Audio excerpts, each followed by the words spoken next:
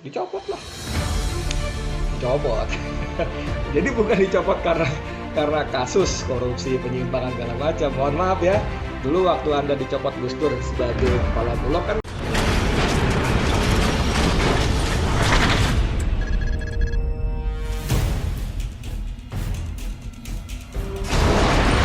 Bismillahirrahmanirrahim. Assalamualaikum warahmatullahi wabarakatuh. Dengan saya Edi Mulyadi. Saudara sekalian, hari-hari ini, 2 hari inilah kalau nggak salah ya, kita disuguhi tontonan wawancara Wakil Presiden mantan ya, Yusuf Kala dengan Karni Ilyas. Anda bisa buka YouTube-nya, kalau nggak salah Karni Ilyas Club atau apalah namanya itu. Panjang, wawancaranya panjang, tapi kira-kira di awal-awal dia bicara tentang Rizal Ramli, ada kira-kira 18 menit lah kalau nggak salah itu ya. Dia mengatakan Rizal Ramli itu tidak bisa bekerja, dia tidak paham soal ekonomi, keuangan gitu kan ya. Terus dia juga cerita kepada si Karni Ilyas di sebuah di wawancara di ruangan, dia bilang di ruangan ini nih, dia bilang di ruangan ini nih ada 11 dirjen eselon 1 datang dari Kementerian Keuangan, Departemen Keuangan waktu itu datang kepada dia yang mengancam kalau Rizal Ramli diangkat menjadi Menteri Keuangan pada periode SBY yang pertama ya, dia wapresnya waktu itu, maka 11 dirjen tadi menurut JK mengancam akan mengundurkan diri. Seru ya. Terus JK tanya, kenapa kalian mau mundur?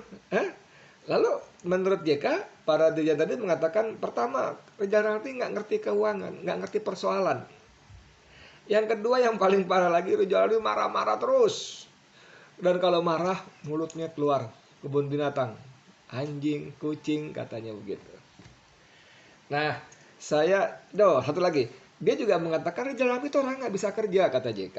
Buktinya dia jadi pejabat nggak pernah lama, nggak pernah 2 tahun gitu, malah nggak pernah setahun, cuma ganti sebentar karena nggak bisa kerja, nggak bisa mimpin orang katanya gitu. Nah soal yang pertama ini kita boleh debat panjang lebar, boleh beda pendapat ya.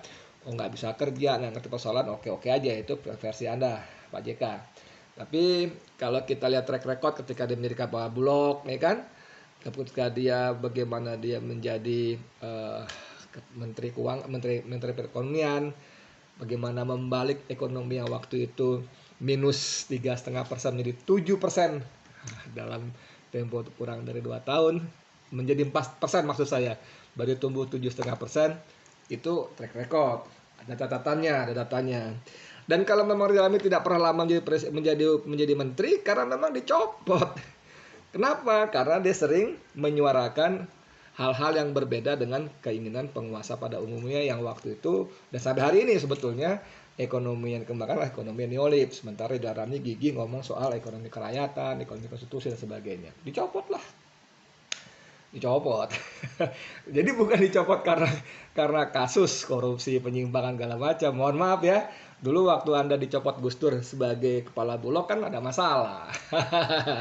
Kita nggak perlu buka-bukaan dong, gitu ya. Jadi itu pertama. Yang kedua tentang dia marah-marah keluar kalimat-kalimat kebun binatang. Nah ini saya gini nih.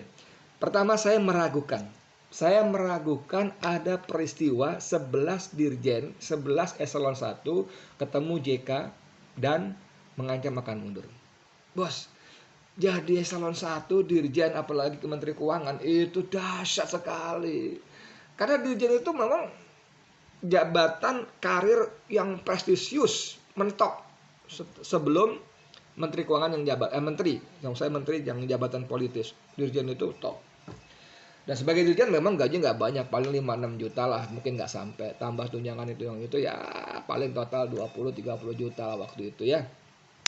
Tapi ketika dia menjadi dirjen eselon 1, maka dia akan diangkat jadi komisaris BUMN ini, BUMN itu. Wah, itu gaji setiap posisinya bisa puluhan atau 100 juta lebih. Itu prestisius.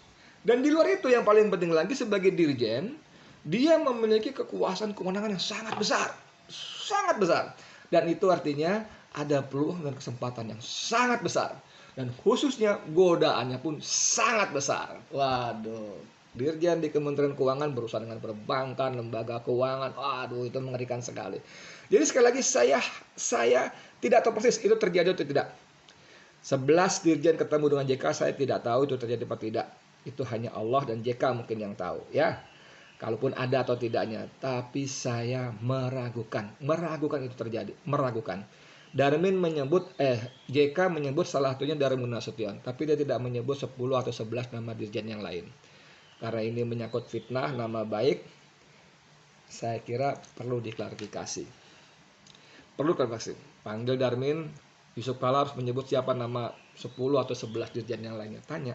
Karena ini kalau bohong ini fitnah. Yang difitnah bukan cuma Rizal Ramli, bos.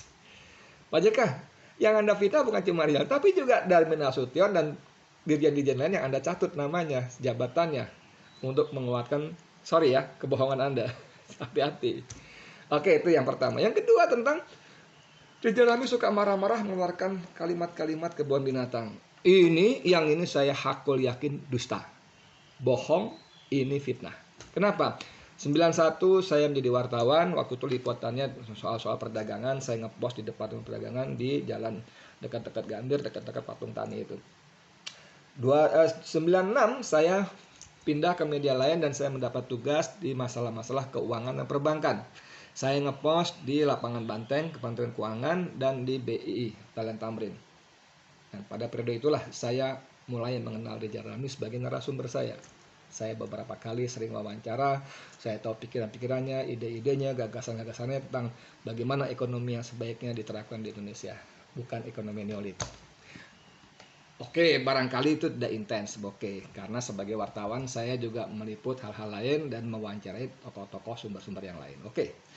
Kemudian kira-kira Agustus 2007, Rizal Ramli menelpon saya, mengajak saya bergabung dalam organisasi yang dibentuknya yang dinamakan Komite Bangkit Indonesia. Komite Bangkit Indonesia ini sebuah organisasi nirlaba, bukan ormas, tapi dia keliling ke banyak daerah memberikan pencerahan pada rakyat, kepada aktivis, kepada intelektual, kepada mahasiswa, bahwa Indonesia selama ini salah dalam pengelolaan ekonomi. Bahwa ekonomi neolib cenderung menyengsarakan rakyat, merugikan bangsa, negara, dan menguntungkan majikan asingnya. Kita keliling tuh hampir tiap pekan. Keliling Jawa, Jawa Timur, Jawa Tengah, Jawa Barat. Kami keliling sampai Sumatera, kami keliling ke Makassar, kami keliling ke NTB. Hampir tiap pekan, sekali jalan 2-3 hari, pulang, pekan berikut berangkat lagi. Dan kami udah hubungan saya mulai intens, bergaul. Dan selama itu, tidak pernah Rizal Ramli marah-marah dengan mengeluarkan kata-kata kebun binatang. Pak JK, tidak pernah. Tidak pernah. Kalau Anda mengatakan Rizal Ramli marah-marah keluar kebun binatang, saya nggak tahu Rizal Ramli yang mana. Bukan yang itu. Itu saya yakin Anda berdusta. Kemudian Agustus 2018, Jokowi mengangkat Rizal Ramli menjadi Menteri Koordinator Kemaritiman. Dan saya dengan beberapa teman termasuk yang diajak membantu dari dalam. Di situ intens sekali, saudara. Kami berkantor di lantai yang sama, hampir tiap hari ketemu. Rapat-rapat mengundang menteri lain, kepala lembaga lainnya, internal, interdep, lintas kementerian dalam rapat-rapat. Dan Rizal Ramli tidak pernah marah-marah dengan mengungkapkan kata-kata kotor seperti tadi. Tidak pernah.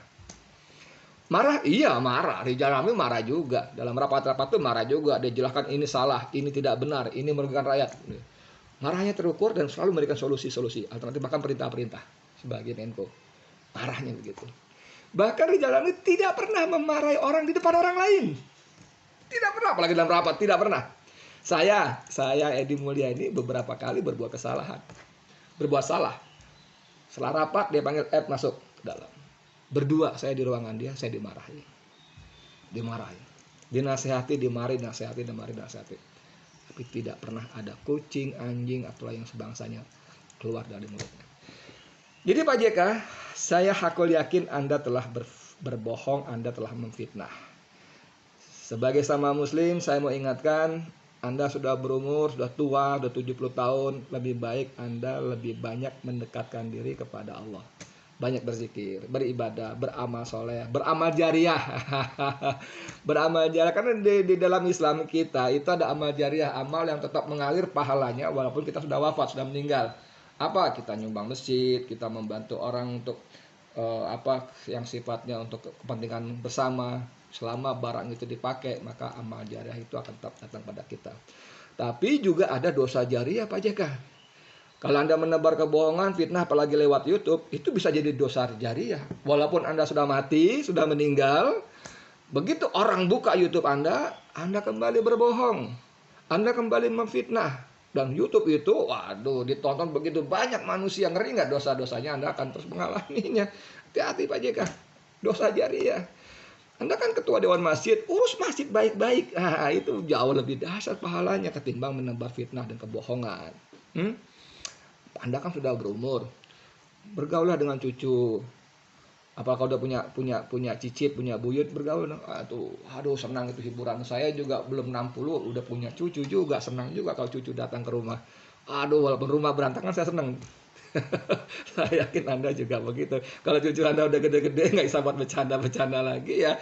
Mungkin udah punya cicit, nggak buyut. Ya, jangan menebar fitnah Pak JK. Bahaya, bahaya. Saya ya apalagi menuduh Jalani nggak bisa kerja segala macam, nggak pernah lama karena dipecat. Iya, dipecat karena berbeda dengan keinginan atasannya, dengan keinginan para koleganya, ya kan? Saya tahu lah bagaimana kelakuan Anda sebagai wapres.